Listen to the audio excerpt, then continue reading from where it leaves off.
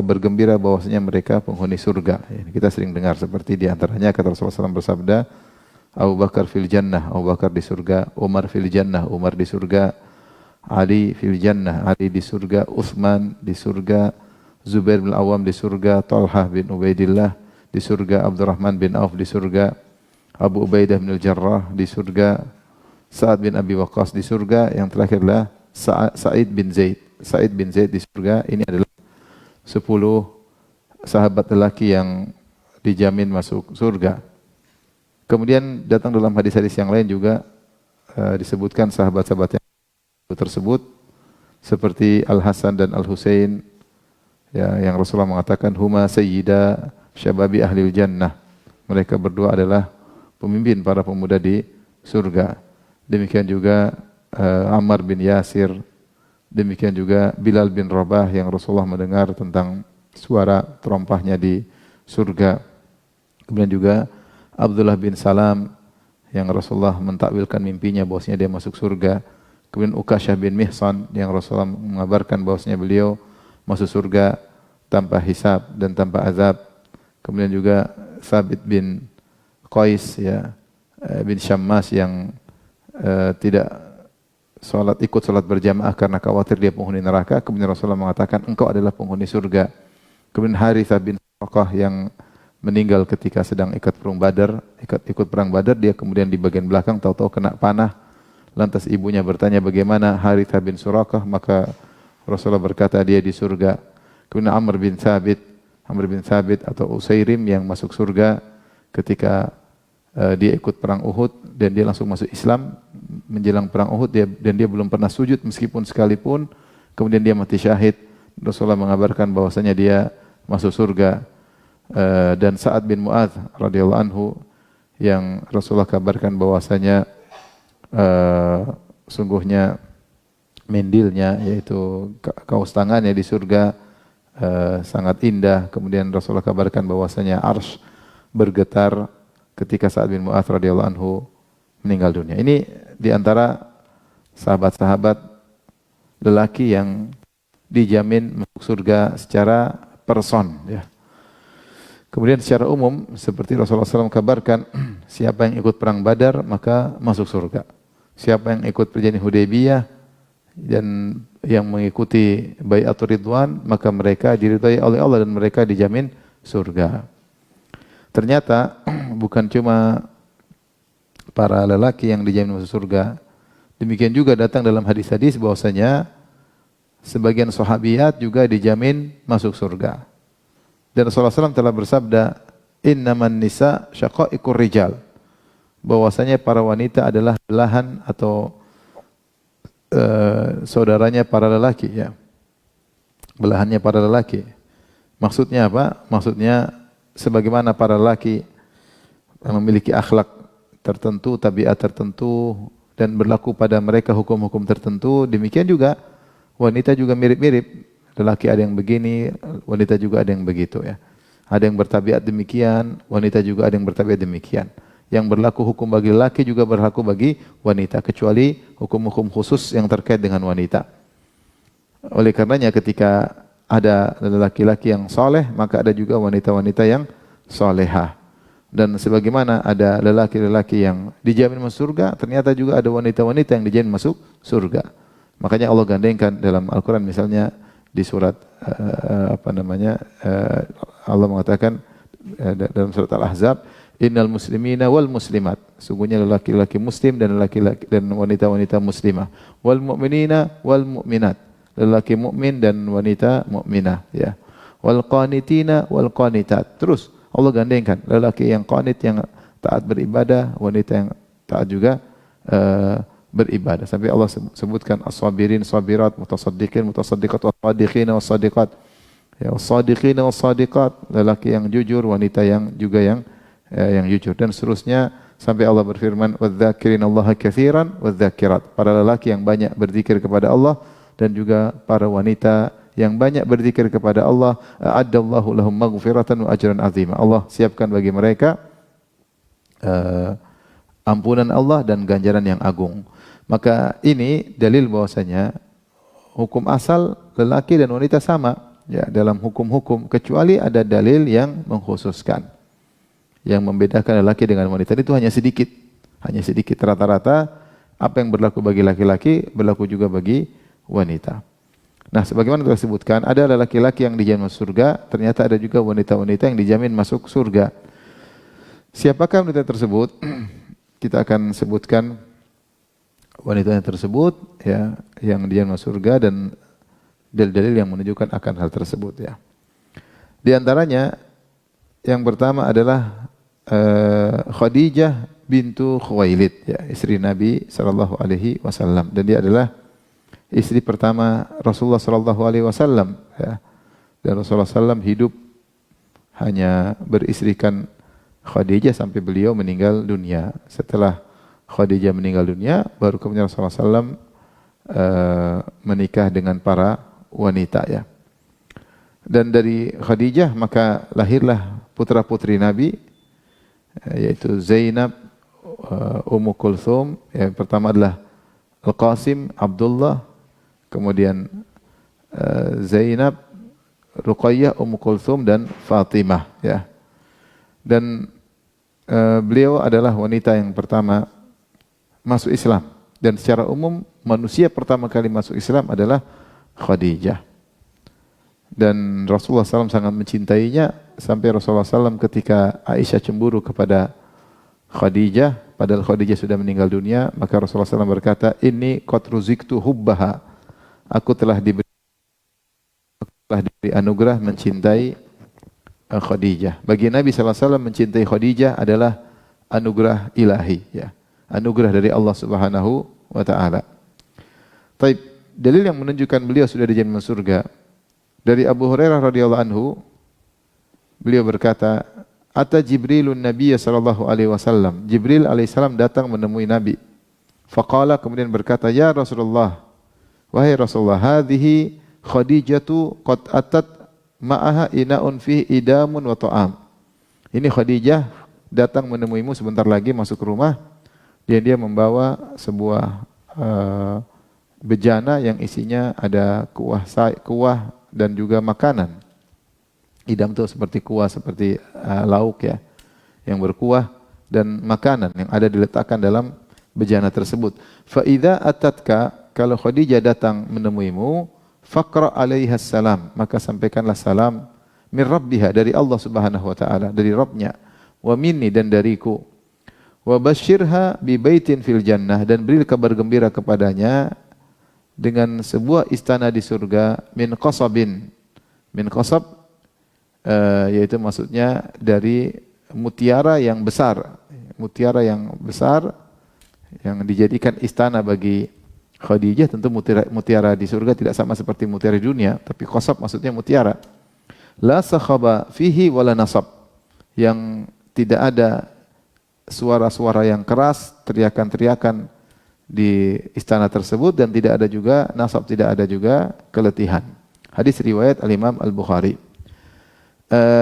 Maka para ulama ketika menjelaskan hadis ini, kenapa Khadijah mendapatkan istana yang disifati dengan tidak ada suara yang keras dan tidak ada juga keletihan, sebagai balasan al-jaza' min jinsil amal, balasan sesuai dengan perbuatan, karena Khadijah selama menjalani kehidupan rumah tangga bersama Nabi 25 tahun, beliau tidak pernah mengangkat suara ya. Berbeda dengan istri-istri Nabi setelah itu ya, kadang-kadang mereka mengangkat suara ya.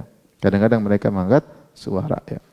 Dan adapun Khadijah tidak pernah mengangkat suara selama hidup 25 tahun di depan suaminya. Dan juga Khadijah benar-benar berletih-letih untuk ngurusin anak-anak Nabi sallallahu alaihi wasallam, sehingga Nabi bisa fokus untuk berdakwah dengan berbagai macam suka duka yang mereka jalani, dan semua itu jalani oleh Khadijah dengan sangat sabar, sehingga ketika di surga semua keletihan tersebut akan sirna, berganti dengan santai, rileks, kesenangan ya. Dan ini diantara ciri istimewa Khadijah radhiyallahu taala anha. Makanya ketika Aisyah cemburu kepada Khadijah, maka Rasulullah SAW berkata, "Amanat bi idh kafara biyan nas." Khadijah beriman kepadaku ketika seluruh manusia kafir kepadaku.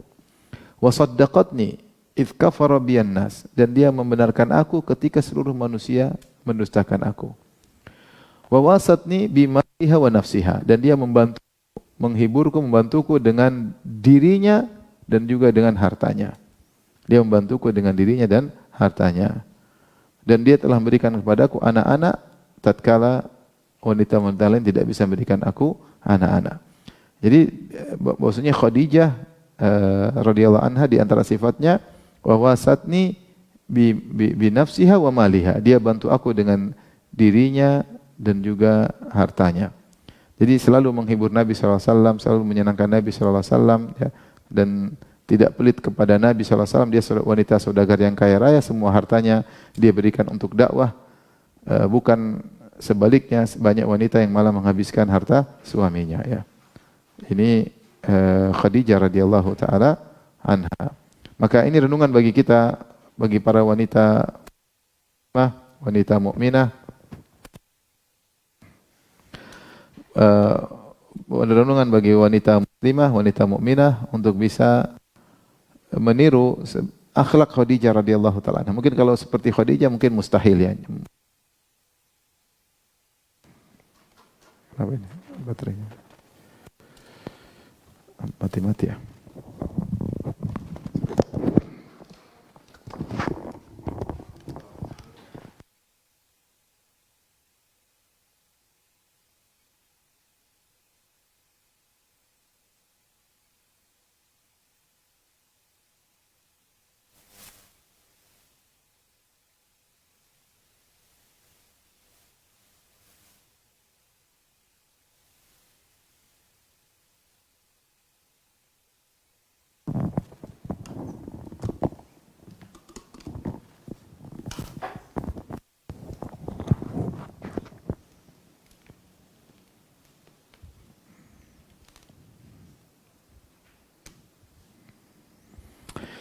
Jadi wanita muslimah, wanita mukminah berusaha meniru ibunda mereka, yaitu Khadijah radhiyallahu anha yang berusaha membantu suaminya ya, dengan dirinya maupun dengan hartanya ya. Saya katakan tadi tidak seperti banyak wanita yang justru malah merepotkan suaminya baik dengan dirinya maupun dengan hartanya ya. Hartanya merepotkan suami dengan mengambil harta suami, biaya hidupnya berat, maintenance-nya berat ya. Mau beli apa-apa yang mau mahal-mahal ya. Kurang bersyukur kepada suami. Kemudian jiwanya juga merepotkan suami ya. Suka melo, suka mewek ya. Sedikit-sedikit ngambek ya. Maka seorang wanita berusaha meniru Khadijah radhiyallahu taala anha. Kalau dia punya uang kasih semuanya sama suami ya. Untuk dakwah tentunya, untuk sosial ya. Sebisa mungkin untuk mencari ridha Allah Subhanahu wa taala. Inilah Khadijah radhiyallahu anha ya, radhiyallahu taala anha. Dan saya sudah sampaikan bahwasanya Khadijah dikenang terus oleh Nabi sallallahu alaihi wasallam di antaranya karena akhlaknya yang sangat mulia ya. Kita bayangkan bagaimana seorang wanita yang tidak pernah angkat suara selama 25 tahun dengan kerepotan ngurus anak yang banyak. Anak 6 itu bukan mudah, dan Khadijah punya anak sebelumnya dari suami-suami sebelumnya ya. Rasulullah adalah suami yang ketiga. Ya, dia punya anak sebelumnya, ngurusin anak-anak Nabi sallallahu alaihi wasallam yang tinggal di rumah ya.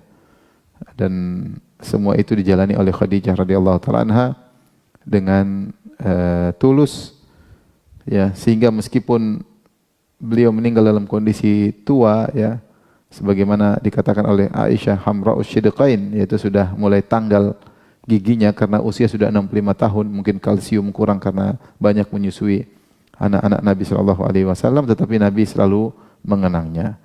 Maka benar bagi seorang lelaki kecantikan fisik itu sangat penting, tetapi lebih penting daripada itu adalah kecantikan akhlak.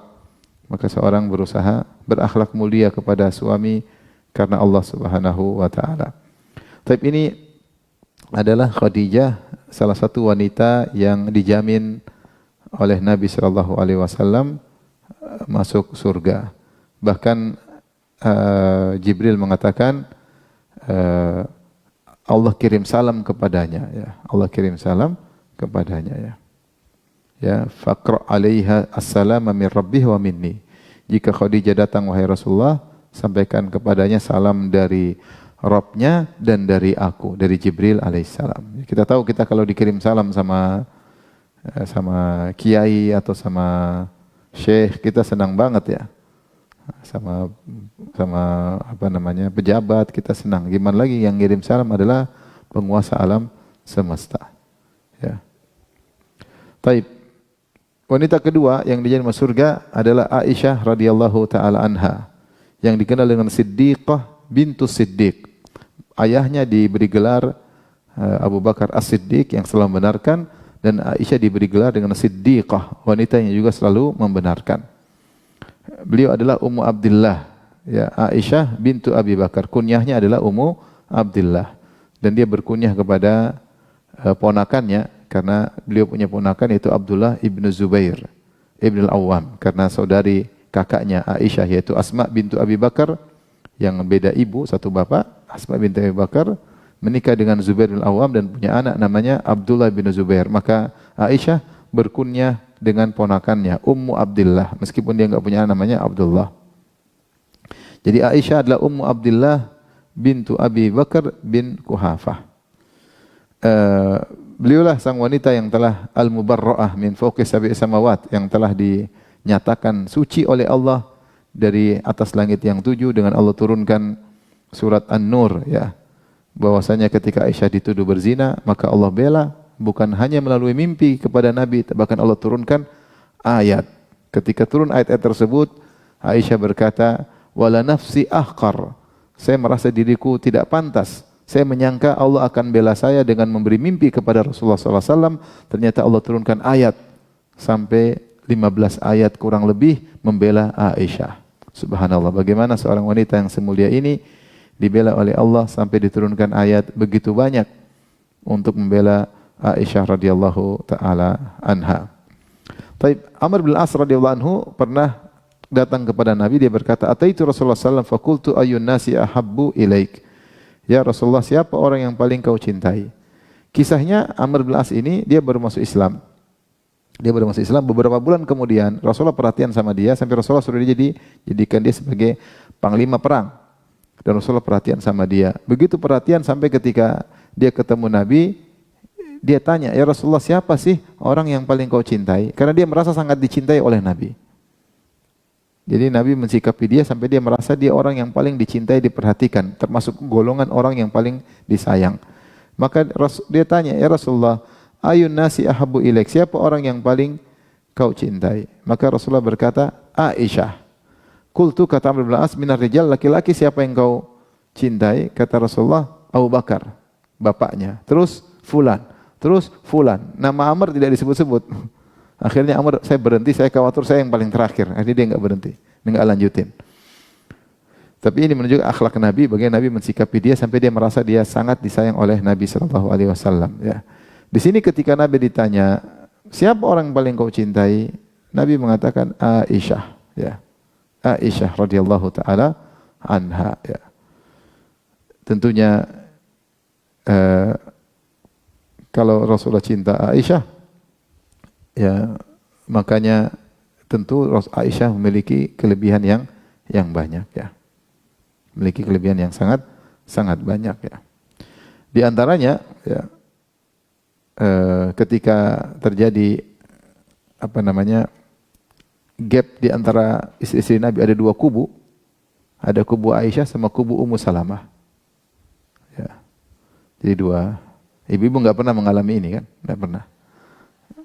Nabi SAW istrinya 9, ada dua kubu, ya. Maka akhirnya mereka ngutus Ummu Salamah untuk bicara dengan Nabi, ya. Kemudian mereka utus Fatimah, ya, Fatimah radhiyallahu taala anha. Maka Rasulullah menjelaskan keutamaan Aisyah. Rasulullah berkata kepada Fatimah, ya, "Wahai Fatimah, sungguhnya ayahmu mencintai Aisyah, maka cintailah dia." Subhanallah. Sungguhnya aku mencintai, maka cintailah dia.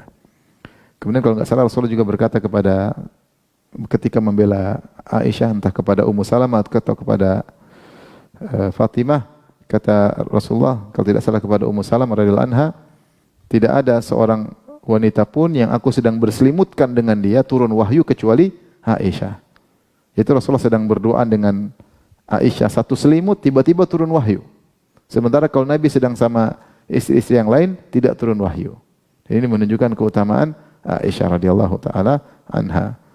Makanya ketika Rasulullah SAW sakit, Rasulullah SAW minta dirawat di rumah Aisyah. Ketika sedang sakit parah, Rasulullah SAW selalu bertanya, Aina ana godan? Besok saya di rumah siapa? Besok saya dijatahnya dirawat di rumah siapa? Sementara Rasulullah SAW sudah sangat berat untuk berpindah dari satu rumah, padahal rumah berdekatan, tapi berat bagi Nabi untuk dipapah ke rumah berikutnya, ke rumah berikutnya. Akhirnya istri-istri Nabi semuanya paham dan mereka mengalah. Kata mereka, ya udah di rumah Aisyah aja, karena mereka tahu yang paling dicintai oleh Nabi adalah siapa? Aisyah radhiyallahu taala anha. Akhirnya Rasulullah SAW dirawat oleh Aisyah radhiyallahu taala anha, ya. Sampai akhirnya sebelum meninggal dunia Rasulullah SAW di antara leher dan dada Nabi dan dada Aisyah, yaitu Rasulullah di pangkuan Aisyah radhiyallahu taala anha. Dan ketika itu Abdurrahman bin Abi Bakar sedang masuk bawa siwak, maka Rasulullah lihat siwak, terus lihat siwak, kemudian kata Aisyah, akhudhuhu lak, saya ambil siwak untuk engkau. Kata Rasulullah dengan menganggukkan kepalanya, ya iya. Akhirnya Aisyah kemudian bereskan siwak tersebut, dia gigit, dia haluskan di sisi sebelahnya, dia gigit, dia lembutkan, kemudian dia kasih Nabi. Kemudian Rasulullah SAW pun bersiwak sebelum meninggal dunia. Ya. Dan disitulah Aisyah berkata, Rasulullah sebelum meninggal, air liurku bercampur dengan air liur Nabi sallallahu alaihi wasallam. Karena air liur Aisyah berada di siwak tersebut, kemudian digunakan untuk bersiwak oleh Nabi sallallahu alaihi wasallam sebelum wafat bertemu Allah Subhanahu wa taala. Adapun dalil bahwasanya Aisyah adalah penghuni surga, anna Jibril jaa bi suratiha fi khirqata harir khadra ila Nabi sallallahu alaihi wasallam. Jibril datang kepada Nabi sallallahu alaihi wasallam membawa dalam mimpi, ya. Jibril datang kepada Nabi membawa secari kain sutra berwarna hijau. Dia datang kepada Nabi sallallahu alaihi wasallam, kemudian di situ ada wajah Aisyah. Kemudian Jibril berkata, "Inna hadhihi zaujatuka fid dunya wal akhirah." Sungguhnya ini adalah istrimu di dunia dan di akhirat. Istrimu di dunia di akhirat. Berarti kalau istri Nabi di akhirat berarti di surga. Kemudian ini hadis riwayat Tirmidzi. Dalam Sahih Al-Bukhari ketika Ammar berkata tentang Aisyah. Ammar berkata tentang Aisyah, "Innaha zaujatu nabiyikum sallallahu alaihi wasallam fi dunya wal akhirah."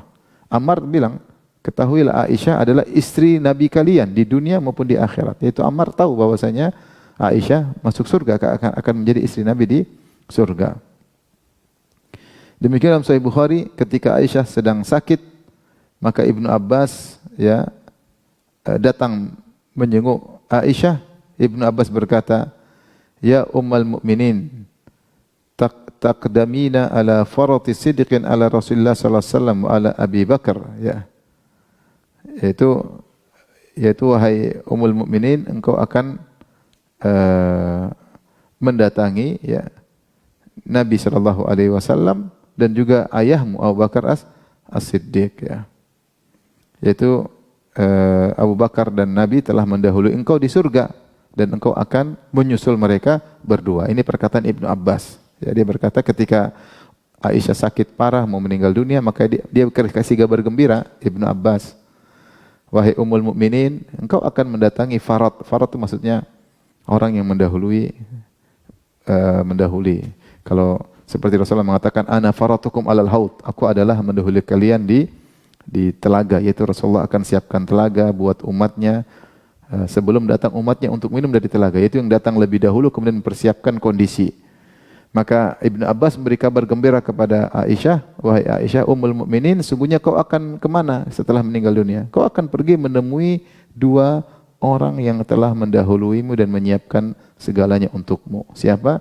Bapakmu Abu Bakar As-Siddiq dan suamimu siapa? Nabi sallallahu alaihi wasallam, ya. Maka ini dalil bahwasanya Ibnu Abbas memastikan bahwasanya Aisyah masuk surga. Karena Ibnu Abbas gak mungkin ngomong begini kecuali dengan kabar dari Nabi. Dia pasti mendengar kabarnya dari Nabi dan dia pastikan engkau pasti masuk surga, sehingga tidak perlu bersedih karena kau akan bertemu dengan suamimu dan ayahmu. Itulah Aisyah radhiyallahu taala anha. Ya. Yang kalau kita dikenal sebagai penuntut ilmu, ya. Menghafalkan banyak hadis dari Nabi sallallahu alaihi wasallam. Karenanya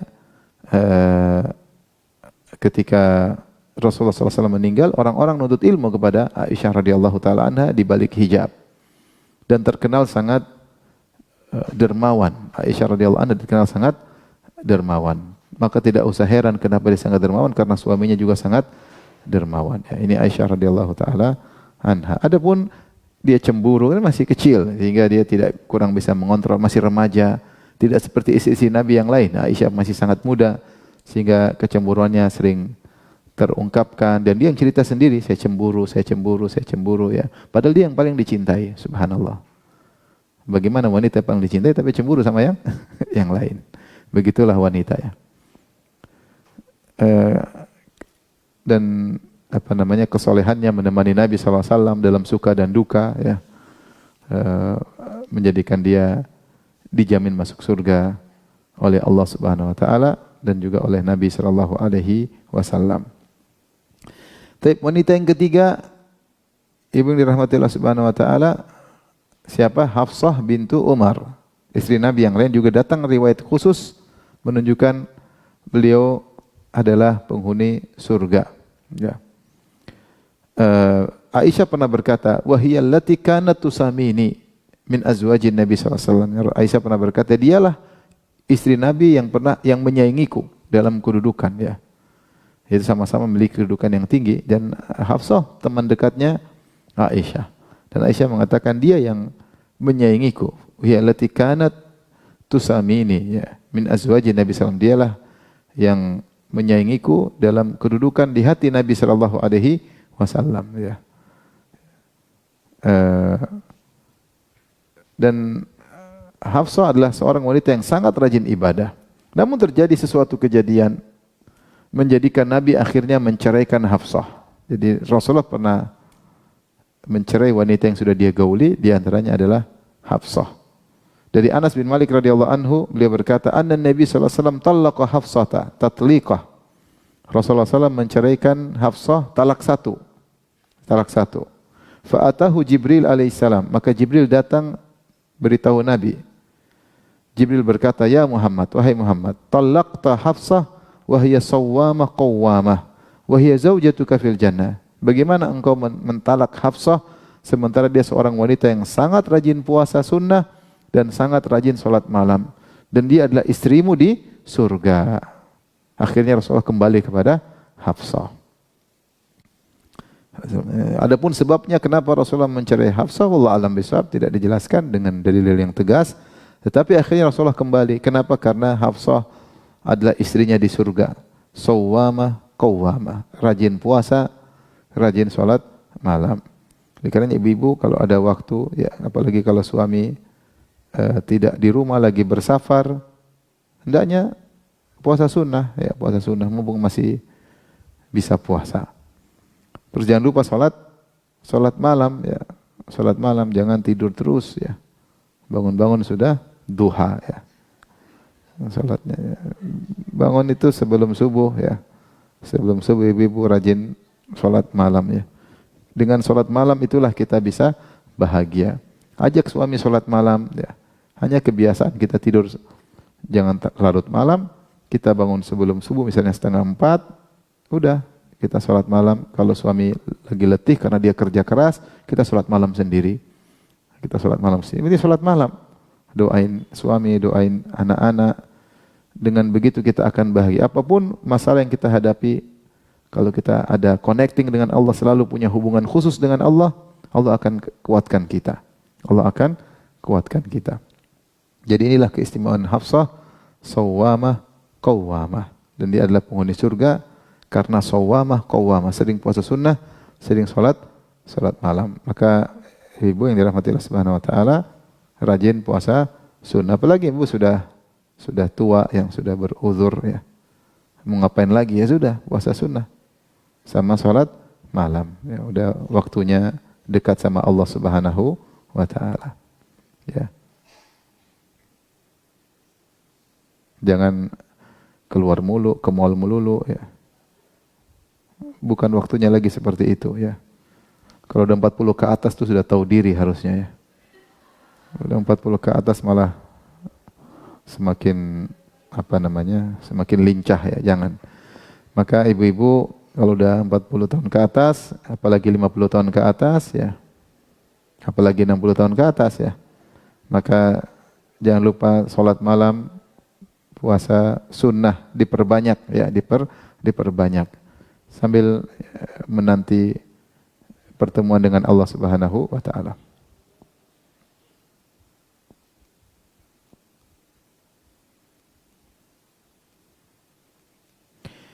Kemudian di antara wanita yang dijamin masuk surga secara umum adalah istri-istri Nabi yang lain.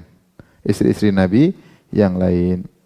Sebagaimana Allah telah memuji mereka, Allah mengatakan wa may yaqnut minkunna lillahi wa rasulihi wa ta'mal salihan nu'tiha ajraha marratain wa atadna laha rizqan karima. Siapa di antara kalian para istri Nabi yang kunut, taat beribadah dan beramal soleh, ya, nu'tiha ajraha marratain, kami akan berikan dia pahala 2 kali lipat, wa atadna laha rizqan karima, dan kami akan siapkan baginya rizki yang mulia. Itu kata Ibnu Katsir ai fil jannah, yaitu mereka akan masuk surga istri-istri Nabi. Fa innahunna fi manazili Rasulullah sallallahu alaihi wasallam fi alal illiyin.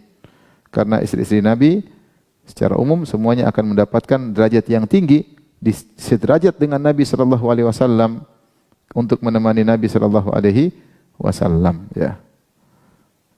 Oleh karenanya Allah melarang kalau Nabi sudah meninggal tidak ada yang boleh menikahi istri Nabi sallallahu alaihi wasallam. Kata Allah Subhanahu wa taala, "Wa ma kana lakum an tu'dhu Rasulallahi wala an tankihu azwajahu min ba'dihi abada inna dzalika kana 'indallahi 'azima inna dzalikum kana 'indallahi 'azima." Kata Allah Subhanahu wa taala, dan tidak boleh bagi kalian untuk menyakiti Nabi sallallahu alaihi wasallam, dan tidak boleh bagi kalian untuk menikahi istri-istri Nabi setelah Nabi meninggal dunia, karena itu perkara besar di sisi Allah Subhanahu wa taala. Para ulama menyebutkan kenapa istri-istri Nabi tidak boleh dinikahi setelah Nabi meninggal dunia, karena istri-istri Nabi akan menjadi istri Nabi di surga. Dan aturan mengatakan al-mar'atu li akhiri azwajiha, dan wanita akan bersama suaminya yang terakhir di surga. Kalau istri Nabi nikah dengan laki-laki lain, dia tidak akan bersama Nabi di surga. Karena istri-istri Nabi akan menjadi istri Nabi di surga juga, di dunia pun di surga, maka setelah Nabi meninggal mereka tidak boleh menikah dengan lelaki lain. Dan ini ibu-ibu rahmati Allah Subhanahu wa taala ya. Kenapa mereka spesial? Bahkan datang dalam hadis, dalam ayat Allah melarang Nabi sallallahu alaihi wasallam untuk menikah lagi selain 9 wanita tersebut. Dalam surat Al-Ahzab ayat 52 Allah berfirman, "La yahilul lakan nisa'u min ba'du wala an tabaddala bihinna min azwajin walau a'jabaka husnuhun illa ma malakat yaminuk wa kana Allahu ala kulli syai'in raqiba." Tidak halal bagi engkau wahai Rasulullah untuk menikahi wanita-wanita ya setelah istri-istrimu yang 9 ini. Dan tidak pula boleh bagi engkau untuk mengganti istrimu yang sekarang dengan istri-istri yang lain meskipun cantik wanita-wanita tersebut. Kenapa Allah Subhanahu wa taala melarang Nabi untuk menikah lagi setelah 9 orang tersebut atau mengganti, mencerai, cari yang lain? Karena para istri-istri Nabi telah diberi pilihan oleh Nabi, seperti turun ayatut takhyir yang Allah sebutkan dalam surat Al-Ahzab juga, ya ayuhan nabi qul li azwajika in kuntunna turidul hayatad dunya wa zinataha fata'alaina ummatikunna wa asrikuna sarran jamila. Wahai Nabi, katakanlah kepada istri-istrimu, kalau kalian memang ingin dunia dan perhiasannya, maka kemarilah aku ceraikan kalian, cara cerai baik-baik, dan aku berikan kalian harta yang kalian sukai. Tapi selesai. Itu kapan hal ini terjadi? Ketika istri-istri Nabi minta tambahan uang dapur ya. Karena melihat sebagian wanita-wanita yang lain istri-istri para sahabiat diberi tambahan harta, maka mereka juga pingin tambahan uang dapur, gampangan bahasa kita lah. Akhirnya seperti model hidup seperti ini tidak pantas bersama Nabi sallallahu alaihi wasallam. Nabi hidupnya zuhud. Maka Nabi bilang, kalau kalian mau harta, kamu kasih, tapi setelah itu cerai. Setelah mereka memilih untuk hidup dengan susah bersama Nabi, maka Allah memuliakan mereka. Allah melarang Nabi untuk nikah lagi. Dan Allah melarang Nabi untuk menggantikan dengan istri yang lain. Secara umum, istri-istri Nabi adalah wanita-wanita yang zuhud, ibu-ibu ya. Pikiran mereka selalu apa? Akhirat. Mereka suka bersedekah, hidup dengan sederhana. Tidak ada yang bermewah-mewah, ibu-ibu yang dirahmati Allah Subhanahu wa taala. Oleh karenanya, kalau ngaji harusnya semakin zuhud ya. Bukan semakin apa? Semakin banyak tingkah, semakin malah macam-macam ya, semakin beli barang-barang yang branded ya. Enggak. Kalau ngaji harus punya dampak. Bahwasanya saya ini hidup cuma sebentar. Setelah ini saya akan bertemu dengan Allah Subhanahu wa taala, harus ada dampak pengajian dalam diriku. Bahwasanya orientasi adalah akhirat. Maka seorang wanita berusaha selalu ingat akhirat. Jangan terpesona dengan dunia ya. Jangan terpesona dengan dunia. Inilah istri-istri Nabi, secara umum mereka adalah wanita yang zuhud, dengan rumah yang sederhana, tempat tidur yang sederhana, karena begitulah pola hidup suami mereka. Pola hidup suami mereka. Maka jangan sampai kita malah ngaji malah duniawi. Duniawi malah sibuk dengan hal-hal yang membuat kita lalai dengan apa? Akhirat ya. Baik, berikutnya di antara yang dijamin masuk surga adalah Fatimah radhiyallahu taala anha, putri Nabi sallallahu alaihi wasallam ya. Fatimah sebagaimana sering disampaikan diberi gelar dengan Ummu Abiha, ibu daripada ayahnya sendiri, yaitu ketika seluruh keluarganya meninggal dunia. Jadi dari Nabi menikah dengan Khadijah, punya anak 6, kemudian semuanya meninggal. Khadijah meninggal, anaknya Abdullah, Qasim, Zainab, Ruqayyah, Ummu Kulthum semua meninggal. Tinggal sisa Fatimah. Dari keluarga itu tinggal Fatimah sama bapaknya Nabi sallallahu alaihi wasallam. Oleh karenanya Fatimah perhatian sama ayahnya. Sampai saking perhatian sama ayahnya, dia diberi gelar dengan ibu dari ayahnya sendiri.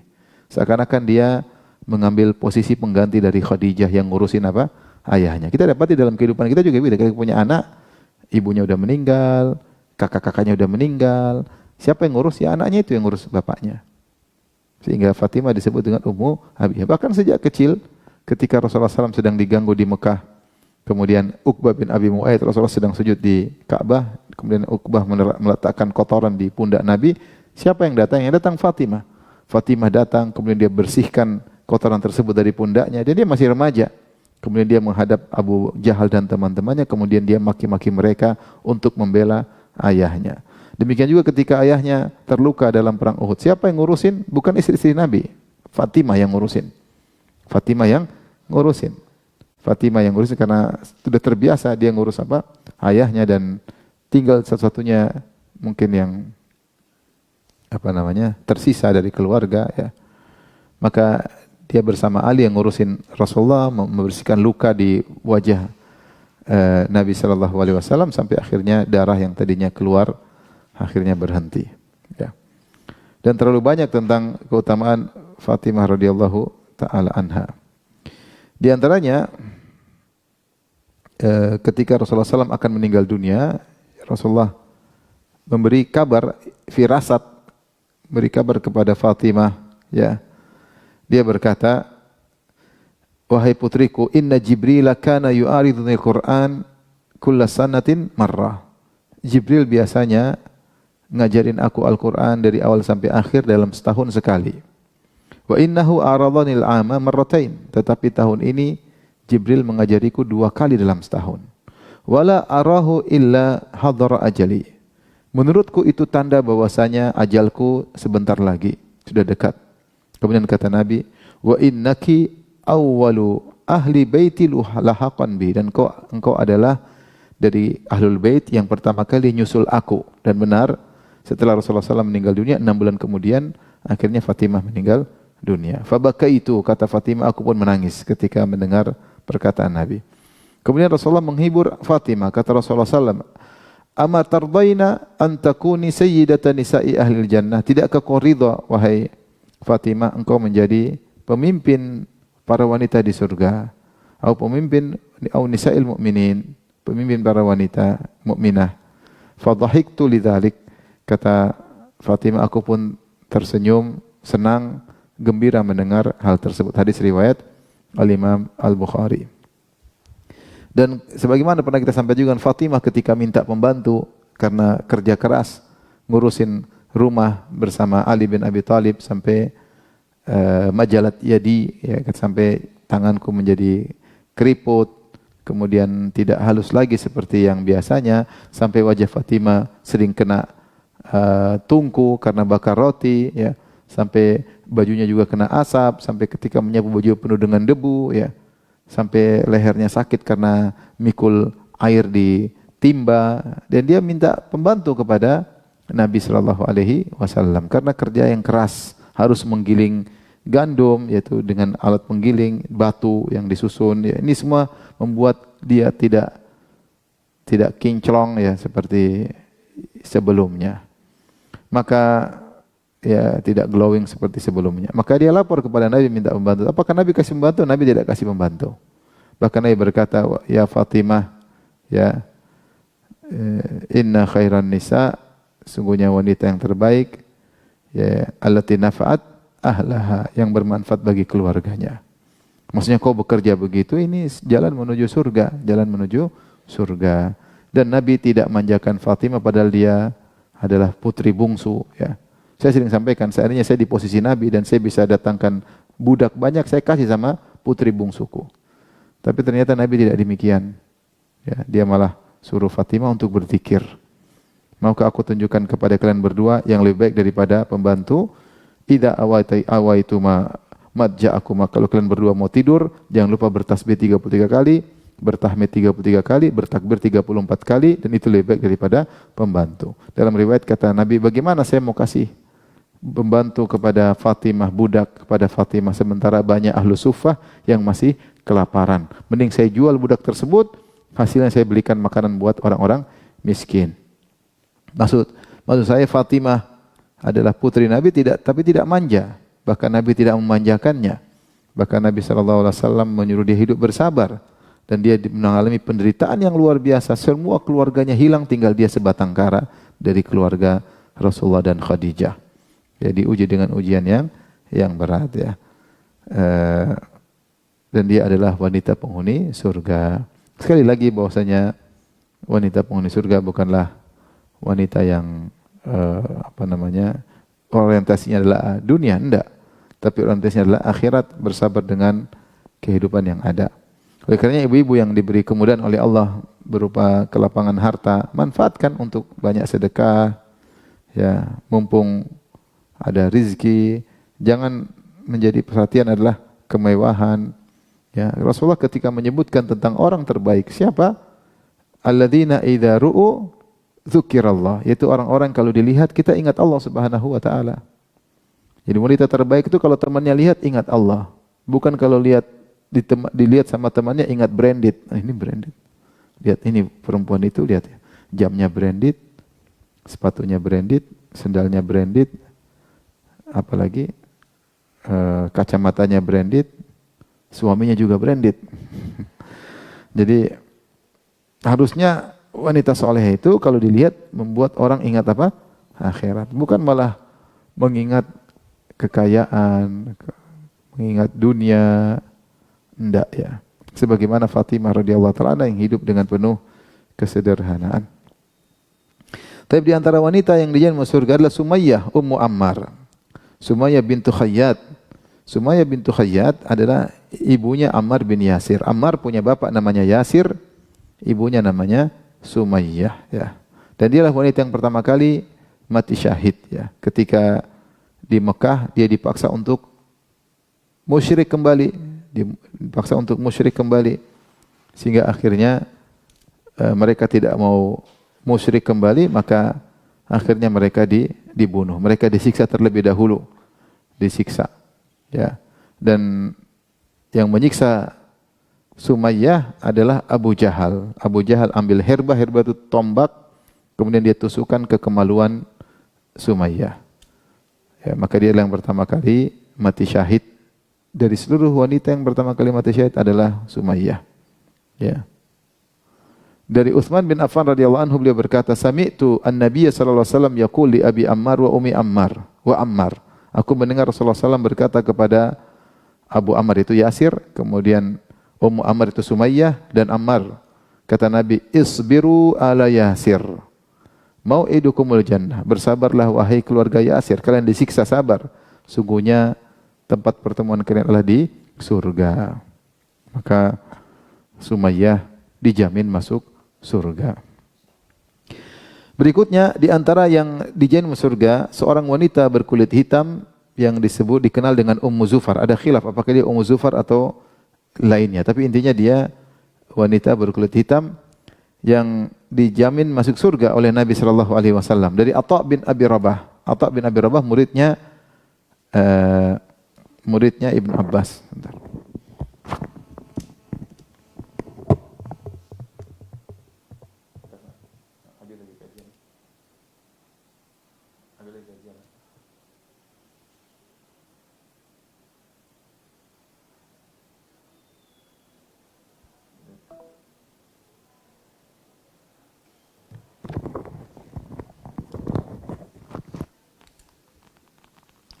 Tapi kita lanjutkan. Ummu Zufar dari Atha bin Abi Rabah dan dia adalah muridnya Ibnu Abbas. Ibnu Abbas pernah berkata kepada dia, "Ala urika imra'atan min ahlil jannah." Maka aku tunjukkan kepada engkau seorang wanita penghuni surga. Qultu bala, kata Atha, tentu siapa penghuni surga, wanita penghuni surga tersebut? Kata Ibnu Abbas, "Hadhil mar'atus sauda." Inilah wanita yang berkulit hitam. Atatin Nabiy sallallahu alaihi wasallam. Itu dia wanita terkenal sampai di zaman sahabat masih hidup, di zaman tabi'in masih hidup. Inilah kata Ibn Abbas, inilah wanita penghuni surga. Dia pernah datang kepada Nabi sallallahu alaihi wasallam, kemudian dia berkata, "Inni usra, ya Rasulullah, saya kejang-kejang." Itu. "Wa inni atakasyaf," dan kalau saya sudah kejang-kejang mungkin kena ayan atau diganggu jin ya, atau kena ayan. "Wa inni atakasyaf," dan kalau saya sudah terkapar kejang-kejang maka saya tersingkap.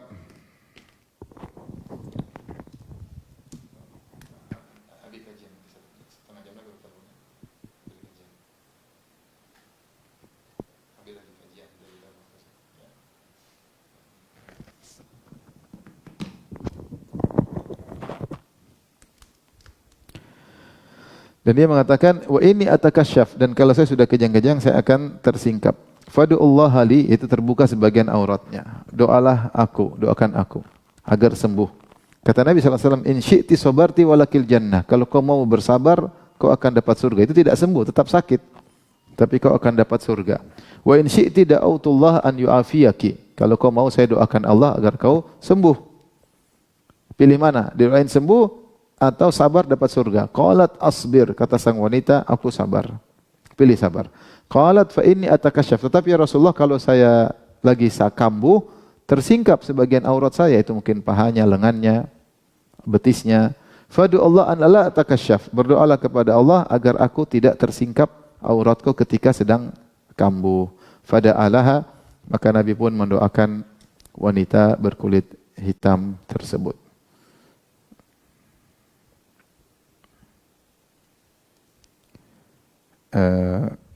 Setelah itu maka beliau tetap sakit, tetap kejang-kejang, tetapi subhanallah Allah mengkabulkan doa Nabi sehingga meskipun kejang-kejang dia tidak tersingkap. Inilah wanita yang kalau dilihat secara fisik berkulit hitam mungkin tidak menarik bagi sebagian lelaki, tetapi dia tetap punya rasa malu yang tinggi, tidak ingin auratnya tersingkap. Padahal kalau auratnya tersingkap dalam kondisi demikian dia dapat uzur. Kenapa? Karena dia sedang sakit ya. Seandainya tersingkap dia tidak dosa ya, tidak dosa. Ini menunjukkan wanita tersebut memiliki rasa malu yang luar biasa ya. Meskipun dia berkulit hitam ya. Oleh karenanya yang menjadikan seorang wanita mulia di sisi Allah bukan secara fisiknya ya. Fisik itu urusan belakangan. Kata Nabi sallallahu alaihi wasallam, "Innallaha la yanzuru ila suwarikum wala ila ajsamikum walakin yanzur ila qulubikum wa amalikum." Allah tidak melihat kepada rupa kalian, kepada paras kalian, kepada fisik kalian. Tapi yang Allah lihat adalah hati dan amal kalian.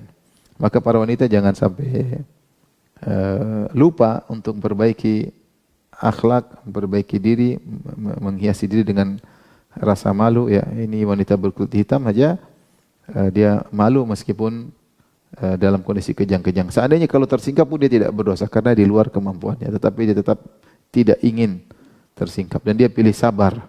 Sabar dengan penyakitnya. Inilah penghuni surga yang ketika seorang wanita diberi sakit, dia bersabar dengan penyakit tersebut. Dia tahu bahwasanya penyakit itu akan menghapuskan dosa-dosa dan meninggikan derajat. Akan menghapuskan dosa-dosa dan meninggikan derajat. Jika seorang wanita kalau mengalami musibah, mengalami sakit, dia ingat kisah wanita berkulit hitam ini. Bisa jadi Allah pilihkan sakit yang berkesinambungan.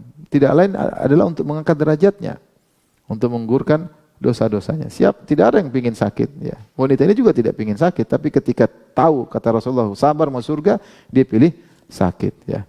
Dia pilih untuk tetap sakit. Ya. Taib, oleh karenanya jangan sampai sibuk memperhatikan penampilan luar casingnya, sementara dalamnya amal batinnya tidak diperhatikan. Perhatikan wanita berkulit hitam ini luar biasa, amal hatinya, sabarnya luar biasa dan rasa malunya yang sangat luar biasa yang menjadikan dia akhirnya menjadi penghuni surga. Yang berikutnya Ummu Sulaim yang namanya Rumaisa bintu Milhan. Ada yang mengatakan bukan Rumaisa, Al-Gumaisa bintu Milhan, Al-Ansariyah, Al-Khazrajiyah, ya. Dan dia adalah ibunya Anas bin Malik radhiyallahu taala anhu, ya. Dan kisah dia sangat banyak, ya.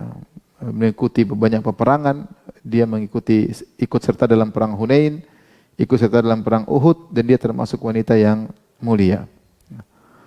Dari Anas bin Malik radhiyallahu anhu, Nabi SAW pernah bersabda, "Dakhaltul jannata fasami'tu khashfatan faqultu man hadha?" Qalu hadhihi Al-Gumaisa bintu Milhan ummu Anas ibn Malik. Aku masuk surga dan aku mendengar suara. Ya, aku bertanya, siapa ini? Ini adalah Gumaisa bintu Milhan, ibunya Anas bin Malik. Ya. Maka ini dalil menunjukkan bahwasanya Ummu Sulaim di surga. Karena Rasulullah mengatakan saya mau surga, saya mendengar ada suara. Siapa itu? Itulah Ummu Sulaim. Berarti dia di surga. Dan keutamaan Ummu Sulaim sangat banyak, ya. Dan Ummu Sulaim inilah yang kita tahu kisahnya ketika dia menikah dengan Abu Talha, kemudian punya anak, akhirnya anak tersebut meninggal dunia, akhirnya dan anak yang dinanti-nanti oleh suaminya Abu Talha, ketika Abu Talha datang ternyata dia tidak kabarkan anaknya meninggal. Ketika Abu Talha tanya, gimana anak kita? Kata Ummu Sulaim, dia tauriah, dia berkata, lebih baik, lebih tenang daripada sebelumnya.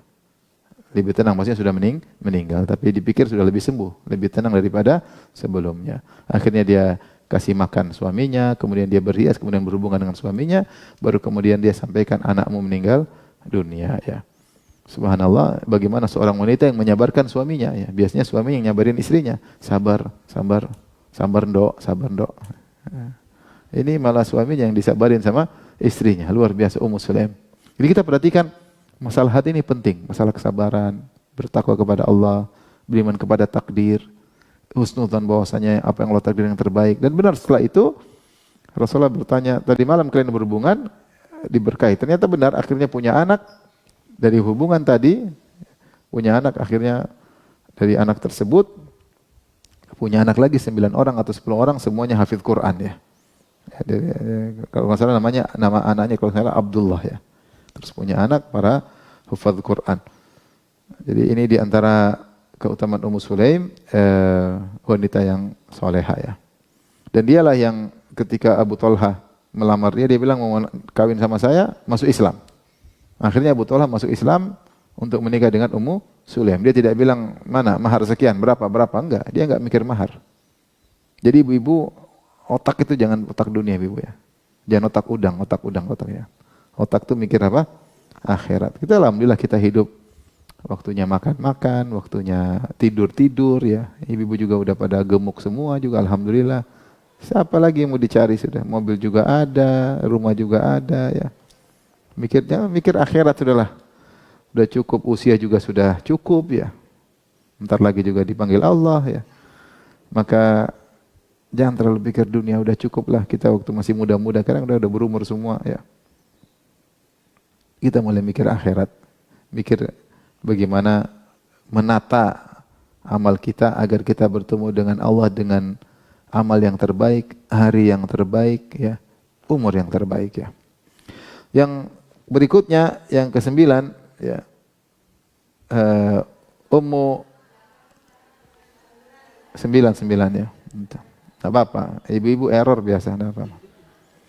Yang ke-9 Ummu Haram bintu Milhan radhiyallahu anha. Ummu Haram ini saudaranya Ummu Sulaim, kedua-duanya sama-sama bintu Milhan. Mereka keluarga yang penuh berkah ya. Ya. Dan kalau tidak salah mereka punya saudara juga Haram bin Milhan yang juga mati syahid. Kalau saya tidak salah ingat ya. Jadi mereka dari keluarga yang berkah. Dia adalah saudari dari Ummu Sulaim, ya.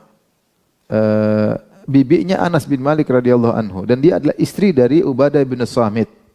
Istri dari Ubadah bin Samit, sahabat yang mulia. Anas bin Malik berkata, "Kana Rasulullah sallallahu alaihi wasallam idza dhahaba ila Quba yadkhulu ala Ummu Haram binti Milhan fatut'imuhu." Rasulullah kalau pergi ke Quba, Rasulullah mampir ke rumahnya Ummu Haram. Kemudian Ummu Haram kasih makan sama Nabi. Kasih makan ke Nabi sallallahu alaihi wasallam, memberi makan kepada Nabi. Dan dia adalah istri dari Ubadah bin Samit. Fadakhala yauman fa'at'amatahu. Suatu hari Nabi sallallahu alaihi wasallam masuk ke rumah Ummu Haram dan para ulama mengatakan Nabi punya hubungan mahram dengan Ummu Sulaim dan Ummu Haram. Cuma khilaf ya, apakah hubungannya seperti apa ya. Ada yang mengatakan, makanya Nabi berkata, ittafaqal ulama ala anna Ummu Haram kanat mahraman lahu sallallahu alaihi wasallam. Ya karena Rasulullah dekat, Rasulullah masuk rumah, kadang-kadang tidak ada suaminya, Rasulullah SAW tidur di situ, dikasih makan oleh Ummu Haram. Makanya kata An-Nawawi rahimahullah, semua ulama sepakat Ummu Haram adalah mahram bagi Nabi SAW. Tapi mereka berselisih bagaimana hubungan kemahraman tersebut. Ibnu Abdul Bar berkata, kanat ihda khalati minar radha'ah. Ada yang mengatakan bahwasanya Ummu Haram adalah punya hubungan dengan Nabi secara susuan, yaitu salah satu dari bibi Nabi karena susuan. Dan ada yang berkata, bal kanat khalatan li abihi aw li jaddihi. Dia adalah bibi dari ayahnya Nabi atau bibi dari hubungan keluarga dengan kakek Nabi. Kenapa? Karena Abdul Muttalib, kakek Nabi, ibunya dari Bani Najjar, itu Salma binti Amr dari Bani Najjar, yaitu ada hubungan kemahraman. Intinya Nabi SAW masuk ke rumahnya, kemudian Rasulullah SAW tidur. Sumastaiqadha yathaq. Kemudian Rasulullah SAW bangun tidur, Rasulullah tersenyum. Qalat faqultu ma yudhikuka ya Rasulullah. Kemudian aku bertanya, kata Ummu Haram, apa yang buat engkau tersenyum wahai Rasulullah? Qala nasun min ummati uridu alayya guzatan fi sabilillah. Ada sekelompok umatku diperlihatkan kepadaku. Di kemudian hari Rasulullah tampakkan masa depan, mereka berjihad di jalan Allah. Yarkabuna thabaja hadzal bahri, mereka hadzal bahra, yarkabuna thabaja hadzal bahri, yaitu mereka naik laut, yaitu mereka berperang dengan mengarungi lautan. Mulukan alal asirrah, dan mereka ternyata menjadi raja-raja yang ada di atas dipan-dipan, maksudnya mereka jadi penghuni surga. Au qala mithlal muluki alal asirrah. Maka kata Ummu Haram, ud'ullah an yaj'alani minhum. Ya Rasul, doakan aku termasuk para peserta perang tersebut yang mereka akhirnya akan menjadi raja-raja di surga. Fada'a, kemudian Rasulullah doakan, engkau akan termasuk mereka. Tsumma wada'a ra'sahu fanama. Kemudian Rasulullah letakkan lagi kepalanya, kemudian tidur lagi. Tsumma staiqadha yadhhak. Kemudian Rasulullah sallam terbangun dan beliau tersenyum lagi. Faqultu ma yudhika ya Rasulullah. Apa yang buat engkau tersenyum atau membuat engkau tertawa? Rasulullah berkata, nasun min ummati uridu alayya guzatan fi sabilillah yarkabuna dhabaja hadzal bahr. Aku dinampakkan kepadaku sekelompok dari umatku, ya, dan mereka berjihad di jalan Allah sambil mengarungi lautan. Mulukan alal asirrah, yaitu mereka akhirnya seperti raja-raja yang sedang berdiri di atas dipan-dipan mereka, yaitu penghuni surga. Aku berkata lagi, Udu Allah ini jalani minum, doakan aku termasuk mereka. Kata Rasulullah, anti minal awwalin, engkau termasuk yang pertama. Jadi ada dua kali generasi dari umat Nabi yang berperang mengarungi lautan dan mereka semua penghuni surga. Akhirnya faraqibatil bahra zamana Muawiyah. Di zaman kekhilafahan Muawiyah ada perang dengan mengarungi lautan. Dan di antara yang ikut serta adalah Ummu Haram. Fasuri'atan dabatiha hina kharajat minal bahr, ketika keluar dari lautan, dia kemudian terjatuh dari ontanya, kemudian meninggal dunia. Dan dia termasuk yang penghuni surga ya. Inilah di antara wanita yang dia masuk surga yang di zaman Nabi sallallahu alaihi wasallam. Adapun sebelum zaman Nabi sallallahu alaihi wasallam, makanya disebutkan di antaranya penghuni surga adalah Asiyah bintu Muzahim, istrinya Fir'aun, di antaranya Maryam bintu Imran, ibunya siapa? Nabi Isa. Ini wanita-wanita sebelum zaman Nabi. Kemudian di antaranya Khadijah, di antaranya Fatimah ya. Ya, adapun Asiyah bintu Muzahim adalah wanita yang sabar dengan kebengisan suaminya, dan akhirnya dia masuk Islam, dan dialah yang merawat Musa alaihissalam sampai besar ya, dan dia masuk Islam. Ketika dia masuk Islam, maka Fir'aun menawarkan istana kepada dia. Wahai istriku, kalau kau tidak beriman kepada Musa, aku akan berikan kau istana. Kalau kau tetap beriman, aku akan siksa engkau sampai mati. Maka ketika itu dia berdoa, yang Allah sebutkan dalam Al-Quran, Rabbi binili indaka baitan fil jannah. Ya Allah, bangunkanlah bagiku istana di surga. Dia memilih istana surga daripada istananya Fir'aun. Ya. Akhirnya dia meninggal dunia dan masuk surga. Ya. Bagaimana seorang wanita yang hidup dengan suami yang bengis, yang kafir, yang sombong, yang congkak, yang angkuh, ternyata dia bisa solehah. Jadi terkadang sebagian wanita diuji dengan suami yang tidak beres, tapi itu bukan alasan untuk menjadikan dia kemudian ikut-ikutan suaminya. Bisa jadi seorang wanita diuji dengan suami yang tidak soleh, sombong, angkuh, berhura-hura, duniawi banget. Dia jangan ikut-ikutan. Lihatlah Asiyah bintu Muzahim tidak ikut-ikutan sama Fir'aun. Bahkan ketika dijanjikan dengan janji yang menggiurkan, istana, saya bangunkan istana yang mewah, yang penting kau tinggalkan ajaran Musa. Dia enggak mau. Bahkan dia mengatakan, Rabbi binili indaka baitan fil jannah. Ya Allah, bangunkan bagiku istana di sisimu. Dia milih istana di sisi Allah daripada istananya Fir'aun. Akhirnya dia pun meninggal dunia. Adapun Maryam bintu Imran, maka wanita yang sangat solehah, yang bagaimana menjaga dirinya sampai ketika datang malaikat Jibril dalam bentuk yang sangat tampan, yang sangat indah, dia malah menasihati malaikat Jibril ya. Ya. Maka seperti Allah mengatakan dalam Al-Qur'an, wadhkur fil kitabi Maryam idzin tabadat min ahli ila ruhan fatamathala laha basharan sawiyya qalat inni a'udzu birrahmani minka in kunta taqiyya. Dia berkata menasihati malaikat Jibril, inni a'udzu birrahmani minka in kunta taqiyya. Aku berlindung kepada Allah. Aku berlindung kepada Allah dari gangguanmu, dari godaanmu. In kunta taqiyya, kalau kau bertakwa tinggalkan aku. Ya. In kunta taqiyya. Ya, padahal mereka cuma berdoa, tidak ada orang lain, tidak ada orang ketiga. Ya. Kalau wanita sebagian wanita zaman now, mungkin Mas, kenapa kesini Mas? Duduk dulu Mas, ngobrol akhirnya. Ya. Maryam langsung ya, aku nasihati engkau, kalau kau bertakwa tinggalkan ini semua, dan aku berlindung kepada Allah daripada godaanmu. Inilah Maryam yang akhirnya sabar dengan kehidupannya, harus mengandung seorang anak tanpa suami, akhirnya dituduh sebagai wanita pezina, dan dia sabar merawat putranya sampai jadilah putranya seorang yang sangat hebat, Isa alaihi salam. Maka seorang wanita bersabar ya untuk bertakwa kepada Allah, jauhi godaan lelaki, jangan buka celah untuk berinteraksi dengan lelaki tanpa ada alasan yang syar'i, dan baik secara offline maupun secara online, dan sabar dalam mendidik anak-anak. Wallahu ta'ala alam bisawab. Demikian saja yang saya sampaikan tentang wanita-wanita yang dijamin surga oleh Allah maupun oleh Nabi sallallahu alaihi wasallam. Wallahu ta'ala alam bisawab. Kalau ada yang bertanya saya persilahkan.